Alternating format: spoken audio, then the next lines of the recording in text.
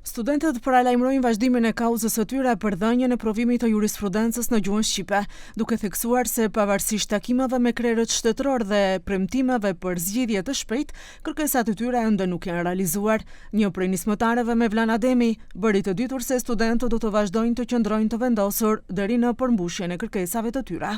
Ne nuk kërkojmë konflikt, ne kërkojmë drejtësi. Nuk kërkojmë privilegje, kërkojmë barazi. Nuk kërkojmë të fitojmë BTK. Kërkojmë të fitoj ligji. Prandaj do të vazhdojmë të kërkojmë të qëndrojmë stoik në kërkesën tonë, me dinjitet, argumente dhe respekt. Por edhe me vendosshmëri të plotë, sepse nuk pranojmë zgjidhje gjysmake, nuk pranojmë kompromise diskriminuese dhe nuk pranojmë që një drejt kushtetuese të shndrohet në objekt negociatash politike.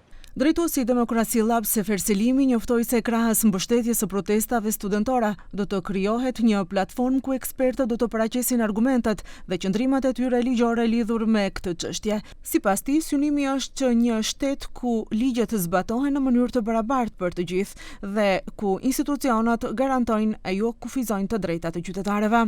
Ne duam të shohim një Maqedoni të Veriut ku shteti i së drejtës funksionon, ku ligjet respektohen në tërësi dhe jo në mënyrë selektive. Duam të shohim një shtet ku qeveria kujdeset për realizimin e të drejtave të qytetarëve të saj, e jo një sistem që vihet në funksion të kufizimit të atyre të drejtave. Profesoresha Vlona Apollozhani theksoi se ligji për përdorimin e gjuhëve garanton përdorimin e gjuhës shqipe në të gjitha institucionet shtetërore dhe përbën bazën e dygjësisë institucionale në vend. Me faktin që fakultetet juridike janë të akredituara nga veç shteti dhe programet poshtu të miratuara nga shteti, të refuzojë gjuha në fazën finale, fazën përfundimtare për provimin profesional është absurde, sepse është shkëputje logjike zinxhirit të sistemit. Ligji nuk thot fjalë për fjalë që provimi i jurisprudencës duhet të mbahet në gjuhën shqipe, por kjo nuk është zbraztir, është mënyra si rregullohen procedurat administrative, sepse përndryshe do të kishim ligj të veçantë për çdo provim, për çdo licencë, për çdo certifikat.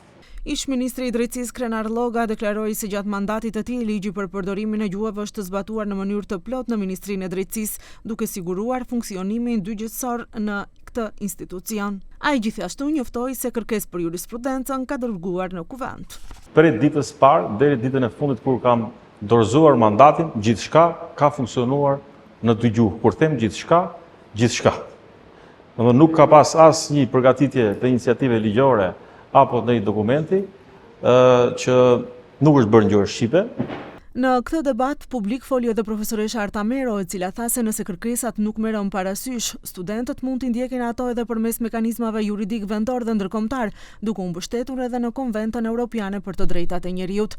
Për ambasadorin e Shqipërisë Denion Mejdani, diskutimet juridike kanë konfirmuar se e drejta për përdorimin e gjuhës shqipe buron nga kushtetuta dhe ligji për përdorimin e gjuhëve.